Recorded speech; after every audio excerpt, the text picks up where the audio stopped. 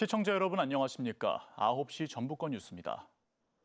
헌법재판소의 윤석열 대통령 탄핵 심판 선고가 내일로 다가왔습니다.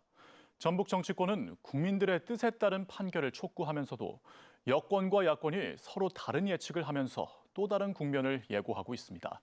이지현 기자입니다. 윤석열 대통령 탄핵 심판이 코앞으로 다가왔습니다. 지난해 12월 14일 국회 탄핵 소추안 가결 뒤 110하루 만입니다. 민주당 전북 도당은 민주주의를 되살리고 민생을 회복하기 위해 헌법재판소가 탄핵안을 인용해야 한다고 밝혔습니다. 윤석열 파면을 통해서 헌정 질서를 회복하고 새로운 대한민국으로 나가야 된다, 이렇게 생각하고 있습니다.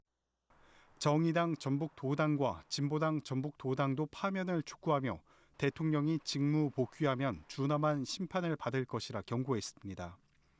국민의힘 전북 도당은 탄핵 기각이나 각하를 기대한다며 공정한 판결을 당부했습니다.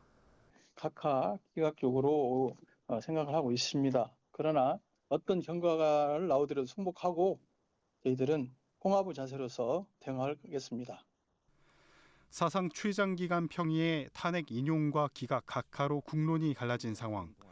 이후에는 조기 대선이나 업무 복귀 결론에 따른 파장과 후유증도 적지 않을 전망입니다. 향후 국정을 담당하는 세력은 갈라진 민심을 다독이고 분열된 여론을 통합해서 대한민국한테 처해져 있는 대내외 엄중한 상황을 극복할 수 있는 임박한 탄핵 선고, 결과 승복과 국론 통합이라는 또 다른 과제가 떠오르고 있습니다. KBS 뉴스 이재현입니다. 시민단체인 전북지역 공동추진위원회는 성명을 내고 헌법재판소에 윤석열 대통령에 대한 만장일치 파면 선고를 촉구했습니다. 공동추진위원회는 12.3 비상계엄이 명백히 헌법을 위반한 행위이자 민주사회 질서를 전복시키려는 내란 모의라고 주장했습니다. 또 어떠한 권력도 헌법 위에 설 수는 없으며 윤 대통령 파면은 개인의 문제를 넘어 대한민국이 법치국가임을 세계에 선언하는 일이라고 밝혔습니다. 내일 헌재의 탄핵 심판 선고 결과는 전북의 각종 현안 사업에도 큰 영향을 끼칠 전망입니다. 전북도는 어떤 결과가 나오든 전략적으로 대응해 전북 몫을 찾겠다는 입장입니다. 박웅 기자의 보도입니다. 전북도는 윤석열 대통령 탄핵 심판 선고가 끝나는 대로 김관영 도지사 주재로 긴급 간부회의를 열기로 했습니다. 탄핵안 인용 또는 기각이나 각하 상황에 맞춰 전북 현안에 대한 구체적인 대응 전략을 논의하기 위해서입니다. 우선 인용 때는 바로 조기 대선으로 넘어가기 때문에 대선 후보들의 공약 의제화가 시급합니다. 전북도는 미래산업 육성과 기반시설 확충이 핵심인 메가비전 프로젝트 중심의 공약을 제시한다는 구상. 특히 2036년 올림픽 유치 전에 여야 후보들이 지원 의지를 갖고 새 정부 핵심 사업으로 추진하도록 설득에 나설 계획입니다. 이제 올림픽과 관련해서 이제 해야 될 것들이 많이 있는데 그중에서 이제 인프라 구축이랄지 법 제정이랄지 뭐 이런 것들을 통해서 올림픽이 탄력을 받을 수 있도록.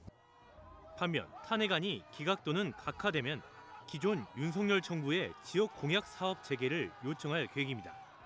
전북 공약 사업 46개 가운데 현재 1개 사업만 매듭 지은 상황.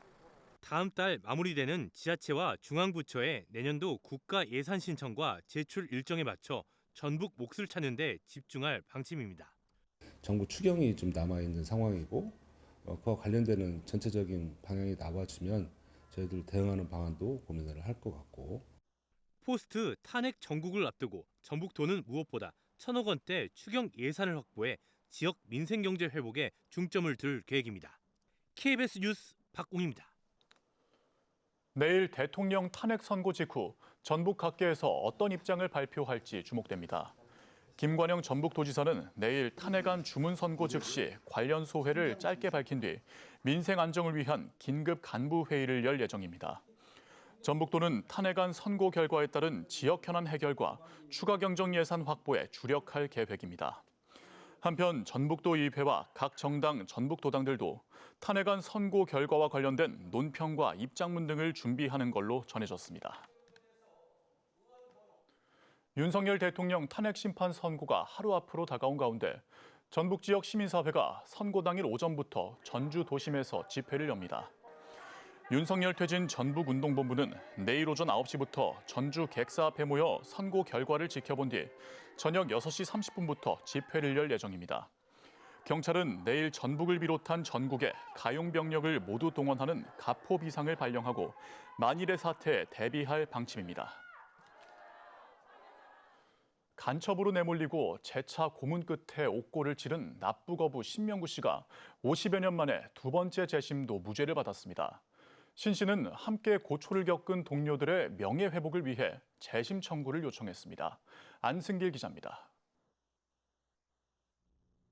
1971년 서해에서 납북된 독리모 사건. 신명구 씨 등 1년 만에 돌아온 어부들은 간첩으로 내몰렸고 고초는 끝이 아니었습니다. 귀환 4년 뒤 이번엔 북에서 보고 들은 걸 이야기했다며 찬양 고문죄를 씌우더니 허위 자백을 노린 군산경찰의 고문이 뒤따랐습니다. 5년간의 옥살이를 한 신 씨.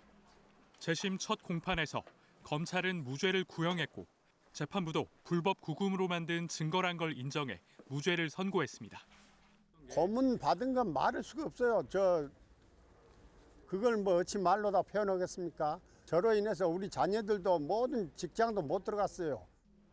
앞선 사건 역시 2023년 재심에서 무죄를 받은 신 씨. 두 차례의 가혹한 국가 폭력에 맞서 두 번의 재심을 이끌어냈습니다. 지금이라도 이런 무죄를 받아가지고 정말 뭐라고 말할 수가 없이 기쁩니다. 여러분들도 저와 같이 모든 것이 잘 해결됐으면 좋겠어요.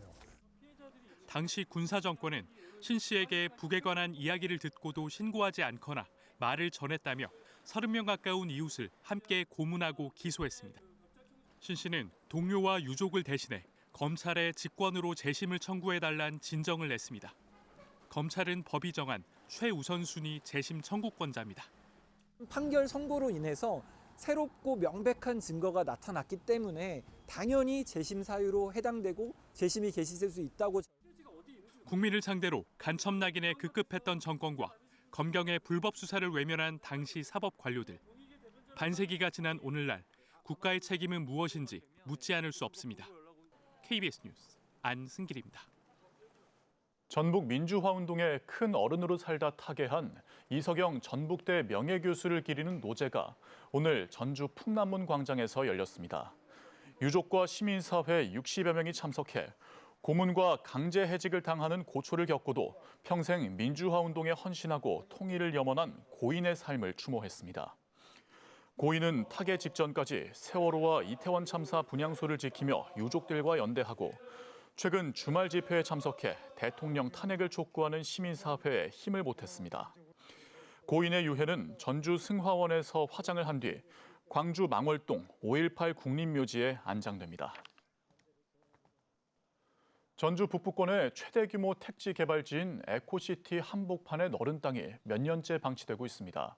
전주시가 공공기관 이전과 유치를 위해 남겨둔 땅인데 아직 관심을 보이는 기관이 없기 때문입니다. 유진휘 기자입니다. 아파트와 상가가 밀집한 신도심으로 현재 3만 명 넘게 살고 있는 전주 에코시티. 그런데 인근에서는 주차장으로 쓰거나 자풀이 무성한 공터가 방치되고 있습니다. 면적은 19,000여 제곱미터로 축구장 3개 가까운 크기입니다. 공공기관 이전과 청사 신축 등을 고려해 전주시가 따로 남겨둔 땅입니다. 전주 에코시티 택지 개발은 지난 2017년 마무리됐습니다. 하지만 공공청사 용지는 10년 가까이 아무런 활용 방안을 찾지 못하고 있습니다. 전주시는 택지 개발 조성이 끝날 때부터 공공용지 개발을 추진했습니다. 지난 2023년에는 국민연금공단이 사회보험 공동청사 건립을 추진하다가 타당성 부족으로 매입을 포기하기도 했습니다. 전북혁신도시 공공기관을 중심으로 기관 이전을 타진하고 있지만 방대한 면적과 700억 원 넘는 땅값이 발목을 잡고 있습니다. 이렇다 보니 전주시는 최근 해당 용지를 5개 구획으로 쪼개 분할 매각에 나설 방침입니다. 이번 분할은 계기로 인해서 소규모 공공기관 지사 등 기관들에 대해서 더욱더 적극적으로 협의를 해 나가도록 하겠고요. 수년째 답보 상태인 전주 에코시티 공공기관 유치가 본 궤도에 오르기까지는 많은 시행착오가 불가피할 것으로 보입니다. KBS 뉴스 유진휘입니다. 기후위기가 갈수록 심각해지면서 신재생 에너지를 늘리기 위한 노력이 계속되고 있지만 주민과의 갈등 등으로 터 확보가 쉽지 않습니다. 그런데 무주에서는 과수원에 태양광 패널을 설치해 사과를 재배하며 전기도 생산하는 방식으로 일거양득의 효과를 노린다고 합니다. 서승신 기자가 다녀왔습니다. 사과 과수원에 검은색 띠를 두른 듯 태양광 패널들이 줄지어 서 있습니다. 일반 태양광 발전단지와 다른 건 패널들 사이 간격. 촘촘하지 않고 앞뒤와 옆으로 각각 4m씩 거리를 두었습니다. 패널 높이를 5m 이상으로 올려 위쪽에선 전기를 생산하고 아래쪽에선 사과 농사를 짓는 영농형 태양광 발전단지입니다. 패널이 들이운 그늘 때문에 사과 수확량이 크게 줄 것 같지만 그렇지도 않습니다. 수확량은 기존 대조구랑 별 차이는 없습니다. 수확량도 저희 태양광으로 한 거랑 별 차이는 없는 걸로. 최근 기후변화에 따른 폭염으로 열매의 햇빛 대임과 터짐이 늘고 있는 가운데 오히려 그늘을 만들어 막아줍니다. 다만 수확 시기가 열흘가량 늦어질 수 있는데 바닥에 반사 필름을 깔아 햇빛량을 늘리면 이 문제도 조절할 수 있습니다. 앞으로 3년간 실증을 거쳐 결과가 나쁘지 않으면 주변으로 확대할 계획입니다. 저희 지자체 예산으로만은 확대하기가 어려우니까 중앙정부에 적극적으로 요구를 해서 농가들한테 보급할 수 있으면 좋겠습니다. 이곳에서 생산한 전기는 인근 사과 테마파크로 보내고 있는데 연간 1,000만 원의 전기요금 절약은 물론 교육 자료로도 활용하고 있습니다. KBS 뉴스 서승치입니다. 전북 지역 제조업체 절반 이상이 미국 관세 정책에 따른 직간접적인 영향을 받을 걸로 전망됐습니다. 전북 상공회의소 협의회가 도내 제조업체 121곳을 조사한 결과 8.5%는 직접 영향이, 46.7%는 간접 영향이 있을 거라고 답했습니다. 이들 업체는 매출 감소를 가장 우려하는 걸로 나타났습니다. 반면 43.9%는 미관세 정책이 영향을 주지 않을 거라 답했고 0.9%는 반사 이익이 있을 걸로 내다봤습니다.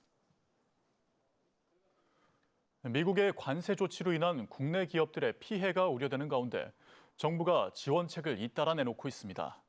산업통상자원부는 국내 또는 중국, 캐나다, 멕시코에 생산 거점을 둔 대미 수출 기업을 우선 지원하기 위한 관세 대응 바우처 사업을 추진합니다. 중소벤처기업부는 기업들의 대체 시장 발굴과 공급망 확보 등을 위해 수출 바우처 290억 원을 조기 지원하고 기업에 필요한 관세 정보 등도 제공할 계획입니다. KBS 전주방송총국 한문현, 오정현, 김동균, 안승길 기자가 제작한 재난과 트라우마 84인 악몽의 기록이 제8회 도쿄 시네마 어워즈에서 단편 다큐멘터리 부문 최우수상에 선정됐습니다. 해당 보도는 계명대 심리학과와 공동으로 전국의 재난 경험자 사례를 연구해 심리적 외상으로 고통을 받는 피해 실태를 심층 분석했습니다. 도쿄 시네마 어워즈는 배심원단의 개인 심사를 거쳐 해마다 독창적이고 설득력 있는 영화와 다큐멘터리를 시상하고 있습니다. 헌법재판소의 윤석열 대통령 탄핵 심판 선고가 내일로 예정된 가운데 전북교육청이 관련 계기 수업 실시를 허용했습니다. 9시 전북권 뉴스 마칩니다.